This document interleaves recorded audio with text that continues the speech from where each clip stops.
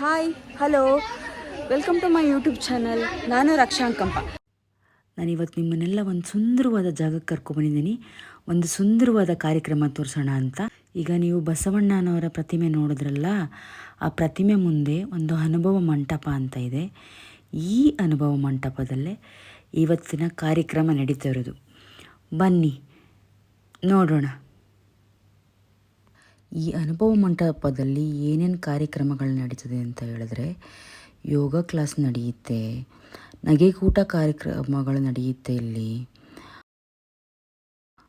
ಬಸವನ ಸೇವಾಭಿವೃದ್ಧಿ ಸಂಘ ಅಂತ ನಡೆಯುತ್ತೆ.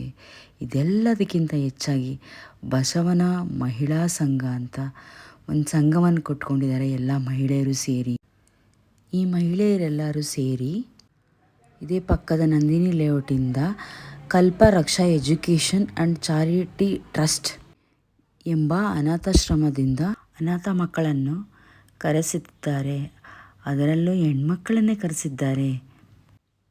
ಅದೇ ವಿಶೇಷ. ಈ ಜಾಗ ಎಲ್ಲಪ್ಪ ಅಂತ ಅಂದ್ಕೊಂಡ್ರ 3rd block 4th stage Basaveshwara Nagar ಬಸವನ ಪಾರ್ಕ್ ನಲ್ಲೇ ಇವತ್ತಿನ ಕಾರ್ಯಕ್ರಮ ಇರೋದು. ಬನ್ನಿ ನೋಡಿ. ಬಸವೇಶ್ವರದ ಮಹಿಳಾ ಸಂಘದ ಮಹಿಳೆಯರು ಇವರೆಲ್ಲ ನೋಡಿ.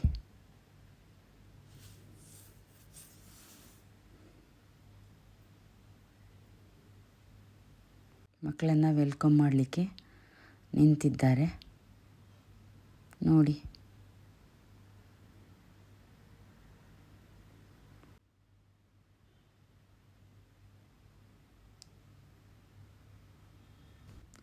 ಕಾರ್ಯಕ್ರಮ ಶುರುವಾಗಬೇಕು ಇವಾಗ ಮಕ್ಕಳಿಗೆಲ್ಲ ವೆಲ್ಕಮ್ ಮಾಡ್ತಾಯಿದ್ದಾರೆ ನೋಡಿ. ಮಕ್ಕಳೆಲ್ಲ ಬರ್ತಾಯಿದ್ದಾರೆ.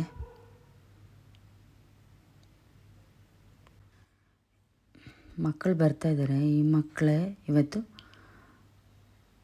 ಸಾಂಸ್ಕೃತಿಕ ಕಾರ್ಯಕ್ರಮಗಳನ್ನು ನಡೆಸ್ಕೊಡ್ತಾ ಇರೋದು. ಮಕ್ಕಳಿಗೆ ವೆಲ್ಕಮ್ ಮಾಡ್ತಾಯಿದ್ದಾರೆ ನೋಡಿ.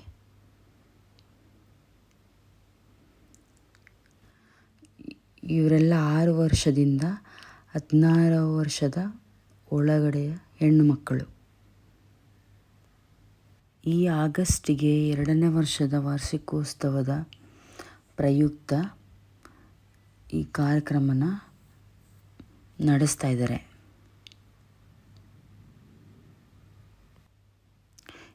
ಇನ್ನೇನೋ ಕಾರ್ಯಕ್ರಮ ಸ್ಟಾರ್ಟ್ ಆಗುತ್ತೆ. ಬನ್ನಿ ನೋಡೋಣ. ಇದೆಲ್ಲದಕ್ಕೂ ಕಾರಣ 80ರ ಯುವತಿ ಆಶಾದೇವಿ ಪಾಟೀಲ್ ಅವರು, ಮಹಿಳಾ ಸಂಘದ ಅಧ್ಯಕ್ಷರು. ಮಾತಾಡ್ತಾ ಇದ್ದಾರೆ ನೋಡಿ.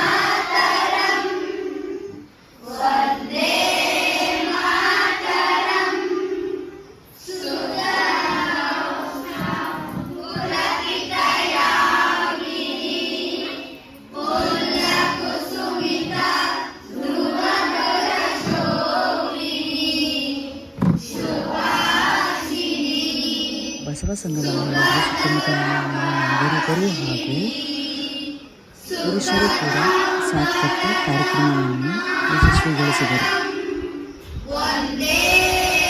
ಹಾಗೂ ಈ ಕಾರ್ಯಕ್ರಮದಲ್ಲಿ ನಾನು ಭಾಗಿಯಾಗಿದ್ದೆ ಅನ್ನೋದು ನನಗೆ ತುಂಬ ಖುಷಿ ಕೊಟ್ಟಿದೆ.